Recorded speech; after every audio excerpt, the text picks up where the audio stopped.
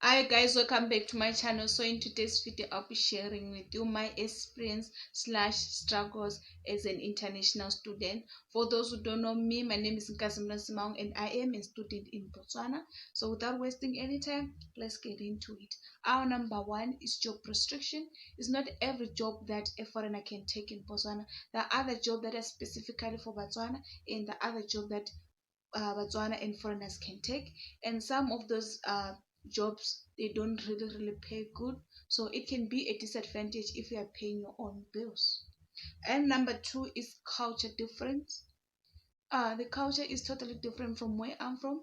The way they do things, the way they like everything is totally different. The food, like for example, here you can find a married woman uh, and the bar drinking beer while the husband is at home taking care of the kids. But if you do that at home, it is considered a taboo. You can get a divorce. And another thing is that they can call their elders or parents with their government now. With their government name, and nothing happens to them. But where I'm from, when you call your mother or uh, somebody who's older than you by their name, by their government name, you get punished, you know. And the other thing is that they call their partner boyfriend even they have kids. Like you can find like somebody who's old to be a grandma and still calling her partner uh my boyfriend. And like when you ask, well, why is she saying that it's her boyfriend, they say that they are not yet married. But where I'm from, when you get pregnant, or when somebody impregnates you, is now or is automatically your husband. If we have a kid and they are staying together, he's your husband. And the other thing is that here, the teenagers, they can get pregnant and then nothing happens to them. There's some, they don't chase them to go back to go to the boyfriend's place. But where I'm from, some parents, they can chase you to go back to the owner of the pregnancy, to go and stay there until they pay the bride price or they pay something. But here it's normal. And guys, don't get me wrong, I'm not saying that it's wrong. I'm just sharing my experience. I'm not saying that you must change and do as like you do like where I'm from. No, I know every country it has its law.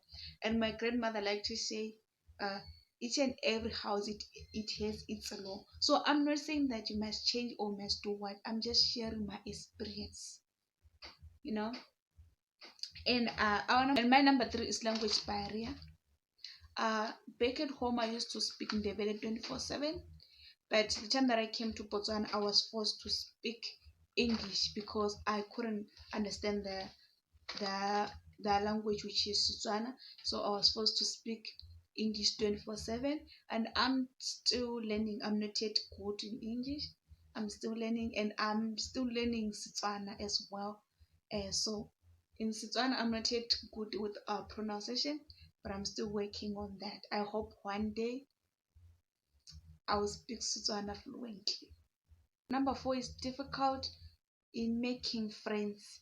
I find it hard to make friends here because, like as I said, the culture and the language barrier.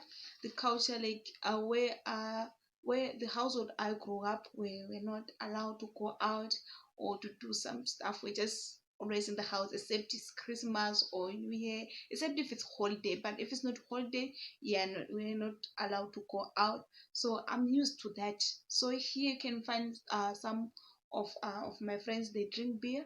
I don't drink beer, so they'll be inviting me to go out with them to go parties. I'm not used to that, and it's not like I'm still like scared. I'm not used, so sometimes I just reject the offer, and some of them they get angry, and that's how our friendship ends sometimes. And another thing is I don't drink beer and then they drink beer, so like our vibe sometimes they're not on the same level. Sometimes they put me in under pressure for me to drink or to smoke. So that's why sometimes I prefer to be alone. And another thing is the language. there are other people that even though when you try to communicate in English, they understand English, but I don't know, but they can't speak English, or they just don't want to speak English. They reply in Setswana, of which some of words I can't understand and some I understand. So when I try to tell them, you know what, I don't understand what you're saying, can you maybe try to mix with the Setswana and English? Like they'll be like, no, I'm a Motswana, so I speak what? I speak Setswana. You see, and that's another disadvantage. It's difficult in understanding the lecture. In terms of pronunciation, there's a certain way we pronounce words and numbers in Zimbabwe, and here they have another pronunciation when they pronounce words and numbers. And so it's difficult for me to understand what the lecturer is saying, or like when he's detecting the notes. Sometimes I find like what I wrote wrong with the word that I wasn't supposed to write. Like every time when the lecture detects the notes, when I get it home, I'm trying to read my short notes. I find like, like the thing that I'll be writing, they're not making sense sometimes. So what I usually do nowadays is I write, and then I ask who's next to me, what did he say this or what. Sometimes I just borrow their books and try to make my short notes from their book, and sometimes it can be a disadvantage because like we read, like we have different perspective. I remember this incident when the lecturer was detecting the exercise in the class, so he came to mark my book, and he found out that I wrote the wrong number, and then he was like, where did you get this number? And I was like, you said that. And he said, no, I didn't say that. And then I asked the lady was sitting next to me, and then she told me the different number, and she told me the different number from the one that I was having. So nowadays some of the lectures that are aware that like I'm from another country, and they can accommodate me sometimes, and like, asking me, did you understand, did you get the number, I said this and this and this, like that. And our number 6 is weather.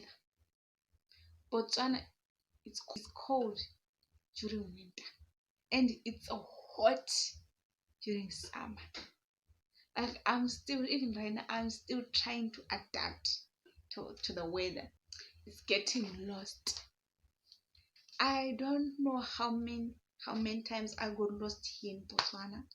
And I remember this incident that happened when I was from my friend's place.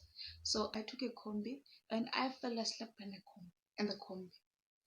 To wake up where I couldn't recognize where I was, I had to tell the driver where I was dropping, and the driver said that I long past there, so he had to stop another combi, and I went back home.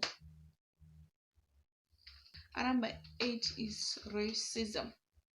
I once I once experienced racism in Botswana when I was doing my Form 5, and still today I still experience racism, but nowadays it doesn't offend me as it used to. Nowadays I'm used when somebody like says something that it does not offend me. Nowadays I'll be just like, okay, and then just walk away. And another thing is people staring at me. Like usually it happens this when like in a meeting, classy, the lecturer asks a question and I'm trying to answer the question. They look at me not like I'm answering, in a way that like in a way of wondering, or where is she from, and like because of my pronunciation, like they'll be like, where is this girl from? And some of them can ask each other, like even though when you're staying there, they can ask you, well, where is she from? Like, just come and ask me, and I'll tell you where I'm from. Come on, guys, for today's video, if you once experience one of these things I mentioned in today's video, let me know on the comment section.